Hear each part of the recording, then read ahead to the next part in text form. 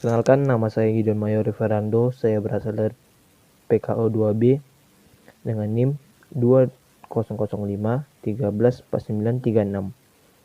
Baiklah, di sini saya akan menjelaskan yaitu pakaian adat Melayu Riau. Bagi orang Melayu, pakaian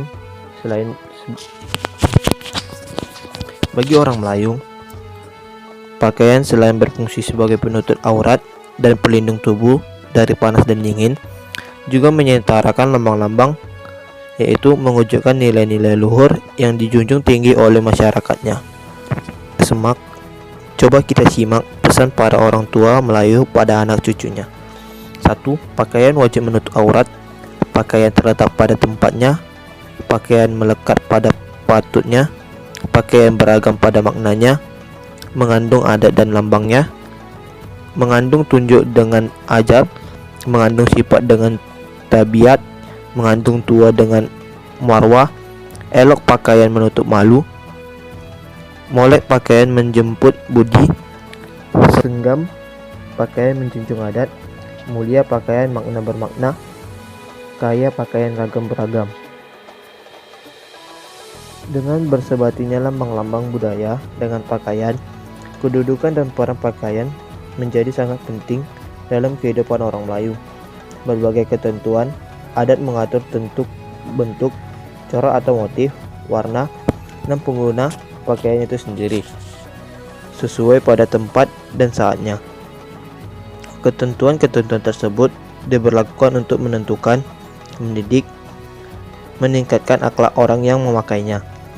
Setiap lambang mengandung makna tertentu. Ada benda yang maknanya, dan ada cara dan artinya, ada letak dan sifatnya. Misalnya, lambang dan corak. Corak semut melambangkan sifat kegotong royongannya. Coraknya disebut dengan semut biring-biring. Begitu pula dengan corak itik pulang petang yang dikaitkan dengan kerukunan dan persatuan, tidak terpecah belah. Selanjutnya corak naga berjuang, dilambangkan dengan legenda tentang naga sebagai penguasa lautan, gagah, berani, dan berarti berjuang. Sedangkan corak yang bersumber dari bunga-bungaan dihubungkan dengan keindahan, kecantikan, dan kesucian. Lambang dan warna kuning untuk keluarga raja-raja dan bangsawan sebagai lambang kekuasaan, merah untuk umum sebagai lambang rakyat, hijau dan putih untuk alim ulama sebagai lambang agama yang dianut masyarakat, yaitu Islam. Biru untuk orang besar kerajaan sebagai lambang orang patut.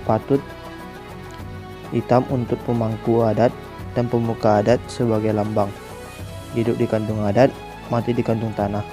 Hitam bisa juga dipakai sebagai warna kebesaran, hulu balang, atau panglima. Lambang dan cara memakainya. Untuk kaum perempuan, misalnya untuk gadis memakai kepala kain dipakai di depan, orang tua-tua atau istri para pemuka adat, muka kain atau kepala kainnya di samping di kanan. Perempuan yang bersuami tetapi belum tua dan bukan istri pemuka adat atau pemuka masyarakat, maka muka kainnya harus di belakang. Sedangkan bagi para janda, memakai muka kain harus di samping kiri. Pengaturan untuk kaum laki-laki. Bagi kaum bangsawan, kepala kain atau muka kainnya ditempatkan sebagai belakang, berat ke kanan. Bagi orang besar kerajaan, kepala kainnya sebelah kanan berat ke kiri. Bagi putra mahkota atau putra raja, kepala kainnya sebelah kanan berat ke depan. Bagi datuk-datuk, kepala kainnya sebagian ke kiri berat ke depan. Bagi orang awam, kepala kainnya di belakang penuh. Untuk raja-raja, kepala kainnya boleh ditempatkan di sebelah mana saja atau bebas, tapi lazimnya sebelah belakang berat ke depan, kanan atau sebelah kanan berat ke depan. lambang dan menetapkan ke dalam kain. Bagi orang patut ke dalam kainnya sedikit di bawah lutut. Bagi orang muda dan bulu balang, keadaan kainnya sedikit atas lutut. Bagi orang awam, ke dalam kainnya labu ke bawah. Jika memakai selepang, maka selepangnya harus di sebelah kanan. Sedangkan menurut Atenas Effendi, semua orang laki-laki yang harus berumur memakai kain harus di bawah lutut. Semakin tua dia, semakin lubahnya kainnya.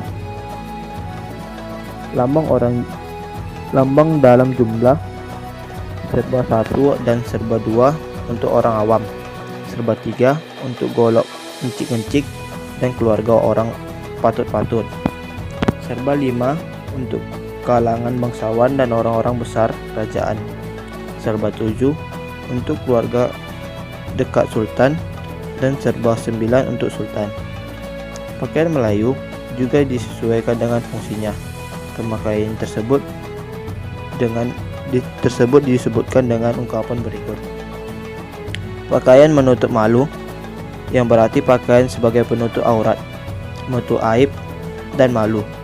Dalam arti yang luas, bila salah memakainya, maka akan menimbulkan malu. Kalau salah letak, menimbulkan malu. Kalau salah corak, akan menimbulkan malu. Oleh karena itu, pemakaian harus dibuat, ditata, dan dikenakan sesuai dengan ketentuan adat yang berlaku di dalam masyarakatnya. Pakaian menjemput budi, yang bermakna pakaian berfungsi untuk membentuk budi pengerti, membentuk kepribadian, membentuk watak sehingga si pemakai tahu diri dan berakhlak mulia. Pakaian menjunjung adat, yang bermakna pakaian harus mencerminkan nilai-nilai luhur yang terdapat dalam adat dan tradisi yang hidup dalam masyarakat. Pakaian menolak bala, yang bermakna berpakaian dengan cara yang benar dan patut akan menghindarkan pemakainya dari balak dan mara bahaya atau malapetaka. Lambang dan nilai-nilai luhur pada pakaian tercerminlah kepribadian bangsa atau masyarakat pemakainya. Pemakaian dalam budaya Melayu harus mampu menunjukkan jati diri pemakainya.